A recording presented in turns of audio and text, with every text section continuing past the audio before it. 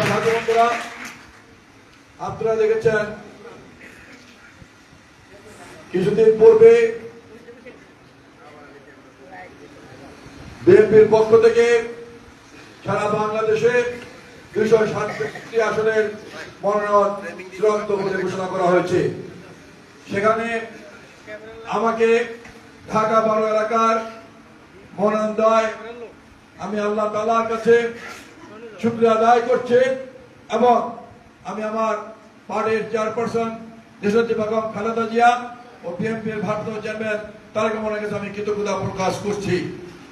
সাথে সাথে ঢাকা 12 এলাকার প্রতিটি বিএনপি পরিবারের নেতৃবৃন্দকে, জাতীয়তাবাদী শক্তির প্রতিটি নেতাকর্মীকে আমি আন্তরিকভাবে ধন্যবাদ জানাচ্ছি। তাদের দোয়ার কারণেই এটা সম্ভব হয়েছে, এটা আমি পেয়েছি। আমি বক্তব্য দিব না, শুধু একটি কথা বলতে চাই, আমি এই এলাকার সন্তান, এই এলাকা আমার জন্ম হয়েছে, এই এলাকা আমি বড় হয়েছে, এই এলাকা আমি রাজনীতি শুরু করেছি, এই এলাকার আমার একটি সামাজিক বন্ধন আছে। আজকে যেখানে দাঁড়িয়ে আজকে আমি বক্তব্য দিচ্ছি, আজ থেকে অনেক বছর আগে এই এলাকা আমি হাফ প্যান্ট পরে ঘুরিয়েছি। এই বৃহত্তর তেজগাঁয় বিজি প্রেস মাঠ, টেক্সটাইল মাঠ, পলিটেকনিক মাঠ, খেলাঘর মাঠ, মধুবাগ মাঠ, মণিপুরি পাড়ায় আম বাগানের বিশাল মাঠ, এইসব এলাকায় আমি খেলাধুলা করেছি, বড় হয়েছি। আমি মনে করি এই তেজগাঁ এলাকা, বিশেষ করে ঢাকা 12 এলাকার সর্বস্তরের জনগণের সাথে আমার একটি সামাজিক বন্ধন আছে। আমি সেই সামাজিক বন্ধন নিয়েই আমি তেজগাঁ এলাকার, ঢাকা 12 এলাকার সকল মানুষের কাছে আমি দোয়া চাচ্ছি, আমি সহযোগিতা চাচ্ছি। আমার সাথী বন্ধুরা, আমি ঢাকা 12 এলাকার জনগণের কাছে একটি অঙ্গীকার করতে চাই, সেটি হল আগামী দিনে বাংলাদেশের মানুষ যদি ধানের শীষে ভোট দিয়ে বিএনপিকে মানুষের সেবা করার সুযোগ দেয়, তথা এই ঢাকা 12 এলাকার জনগণ যদি আমাকে ধানের শীষে ভোট দিয়ে এই এলাকার জনগণের সেবা করার সুযোগ দেয়, জনগণের পাশে থাকার সুযোগ দেয়, আমি এই এলাকায় একটি সামাজিক বন্ধন করে তুলব। এই এলাকা থেকে মাদক মুক্ত, চাঁদাবাজ মুক্ত, সন্ত্রাস মুক্ত, কিশোর গ্যাং মুক্ত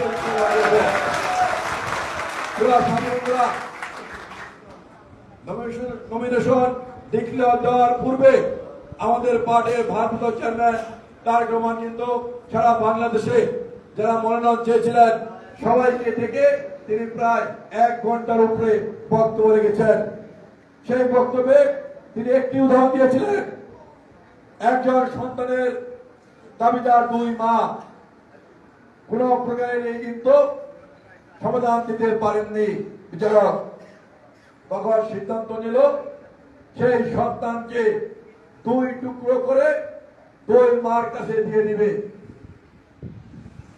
তখন যেই মা ওই সন্তানকে পেটে ধারণ করেছেন, ওই মা বললেন, আমার সন্তানের দরকার নেই, আমি আমার দাবি আমি প্রত্যাহার করেছি, এই সন্তানকে ওকে দিয়ে দেন। এই কথা নিয়ে আমার পার্টির চেয়ারম্যান একটি উদাহরণ দিয়েছিলেন সেদিন বক্তব্যে। আজকে এই ঢাকা 12 এলাকার সবার কাছে আহ্বান থাকবে, কেউ সৎ মা সেজেন না এলাকায়। সৎ মা সাজলে এটার পরিণতি কিন্তু খুব ভয়াবহ হবে। পরিষ্কার কথা। গত কয়েকদিন আগে এই তেজগাঁর বুকে একটি মিছিল হয়েছে, আপনারা দেখেছেন, আপনারা কিন্তু সেদিনও বলেছেন আপনারা যান নাই। গোয়েন্দা সংস্থার রিপোর্ট ছিল। তাই বলতে চাই, সৎ মা সেজে জামাতের সাথে মিলে যে মিছিল করছেন এটা বন্ধ করে দিন, না হলে কিন্তু সৎ মা যেমন পরিণতি হয় আপনাদেরও সেই পরিণতি হবে। পরিষ্কার কথা। দীর্ঘ 43 বছর এই দল করছে, এই দলই আমাদের ভালোবাসা, এই দলই আমাদের প্রেম, এই দলই কিন্তু আমাকে নীরব বানিয়েছে। সারা বাংলাদেশে ঢাকা শহরে অনেক নীরব আছে, কেউ খোঁজ খবর রাখে না। আর আমাকে বিএনপি নীরব বানিয়েছি বলে আজকে আমি নীরব হয়েছি। বিএনপি আমাকে ধানের শীষ উপহার দিয়েছে। তাই বলতে চাই, এই দল আমাদের প্রথম প্রেম, যৌবনের প্রেম, যৌবনের ভালোবাসা। যাদের এই প্রেমের সাথে ভালোবাসা, দলের সাথে ভালোবাসা নেই, যাদের এই দলের সাথে প্রেম নেই, যারা আগে অন্য কোথাও প্রেম করে এসেছেন, যারা অন্য কোথাও ভালোবাসা করে এসেছেন, তারাই কিন্তু সৎ মা সাজতে পারেন, অন্য কেউ কিন্তু সৎ মা সাজতে পারে না। সাথী বন্ধুরা, আমি কিন্তু এর আগেও আমি আহ্বান করেছিলাম, আমি কিন্তু এই বিএনপি ভাগাবড় এলাকার প্রতি নেতা কর্মীকে আমি ফোন করেছি, অনেকের বাসায় গিয়েছে, অনেকে আমাকে বাসায় সময় দিয়ে কিন্তু বাসা বন্ধ করে বিভিন্ন জায়গায় চলে গিয়েছিলেন। আমি এই এখানে বসতে বিএনপির সকল নেতৃবৃন্দকে ফোন করেছি। বিএনপির এমন কোন নেতা নেই যাকে আমি ফোন করিনি, কথা বলিনি, কিন্তু কয়েকজন নেতা আমাকে সময় দিও কিন্তু বাসায় থাকেননি।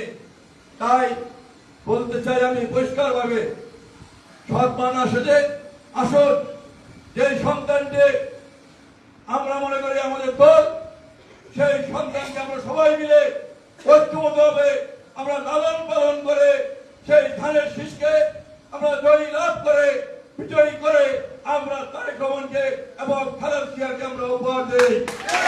সবার কাছে আহ্বান থাকবে, আসুন সকল মতামত বলে গিয়ে সকল মতামতকে আমরা ঐক্যবদ্ধভাবে কাজে লাগিয়ে আমরা ধানের শীষের প্রার্থীকে আমরা জয়যুক্ত করি। আজকে আমাকে আমি আপনাদের কাছে দোয়া চাই, সহযোগিতা চাই। আল্লাহ পাক যেন এই এলাকায় আমাকে কবুল করেন, আল্লাহ পাক যেন এই এলাকায় আপনাদের সেবা করার সুযোগ দেন, সেই প্রত্যাশা এবং দোয়া চেয়ে সহযোগিতা চেয়ে আমি আমার বক্তব্য শেষ করছি। খোদা হাফেজ। বাংলাদেশ জিন্দাবাদ, বাংলাদেশ জিন্দাবাদ, আমাদের জিন্দাবাদ জিন্দাবাদ। আমাদের যে ধানের শীষের মনোনীত প্রার্থী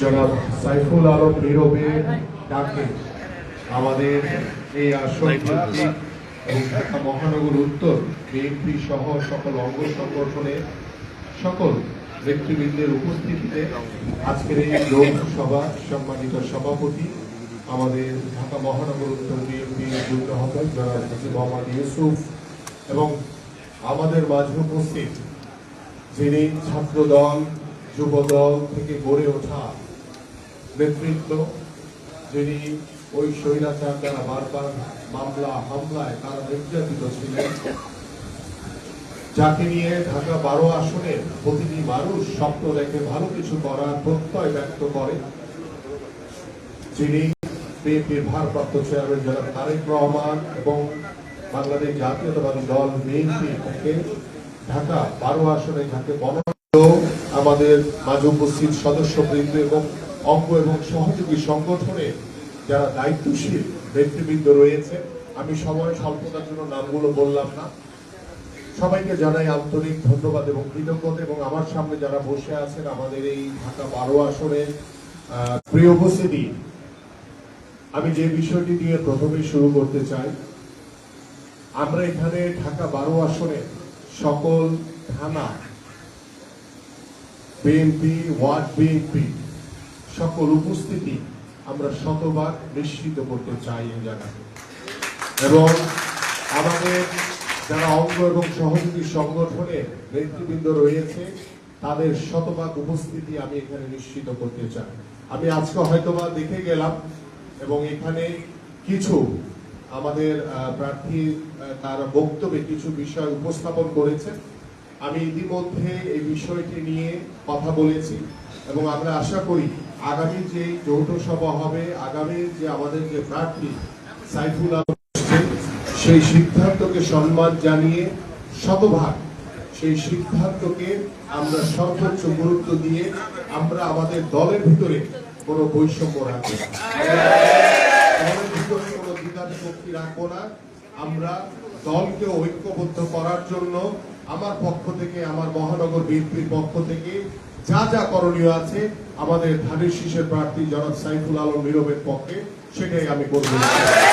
এবং আমরা আশা করি যে এখানে অনেকেই মনোনয়ন প্রত্যাশী ছিলেন, দল একজনকে মনোনয়ন দেয়, আমাদের সাইফুল আলম নীরব, তিনি কিন্তু আমাদের মাননীয় ভারপ্রাপ্ত চেয়ারম্যান জনাব তারেক রহমানের একটি উদাহরণ টেনে কিন্তু কথাগুলো আপনাদের সামনে উপস্থাপন করেছেন।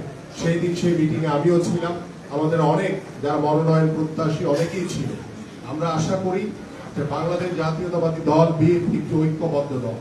এখানে আমরা দীর্ঘ 17 বছর এই স্বৈরাচারের বিরুদ্ধে আমরা আন্দোলন করেছি, সংগ্রাম করেছি।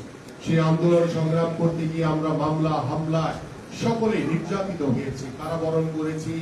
ডিবিতে গিয়ে যে ধানের শীষের মনোনীত প্রার্থী আমাদের প্রিয় ভাই জনাব সাইফুল আলম নীরবকে অনুরোধ করব যে আপনি যারাই আপনার এই ঢাকা 12 আসনে রয়েছে বিএনপির সকল নেতৃবৃন্দ, আপনি সবাইকে একটি ছাদের নিচে, একটি ছায়ার নিচে, একটি গাছের ছায়ার নিচে এনে আপনি সকলকে ঐক্যবদ্ধ করে আপনার এই বাংলাদেশ জাতীয়তাবাদী দল বিএনপি ঢাকা 12 আসনে সকল নেতৃবৃন্দকে ঐক্য আপনাদের কাছে আহ্বান করব,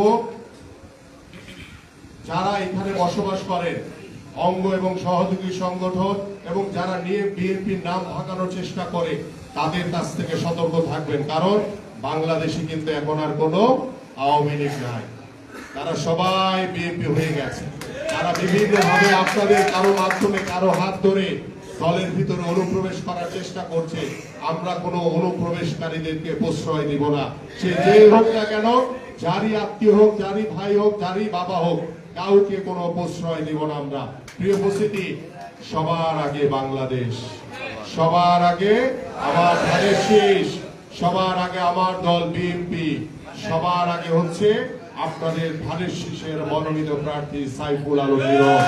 এজন্য আপনাদের সকলকে ঐক্যবদ্ধভাবে একটি ছাদের নিচে ঐক্যবদ্ধভাবে আপনাদের সকল কর্মকাণ্ড করতে হবে, যে কর্মকাণ্ডের মাধ্যমে আপনারা আপনাদের ধানের শীষের প্রার্থীকে বিজয় করবেন এই প্রত্যাশা ব্যক্ত করে।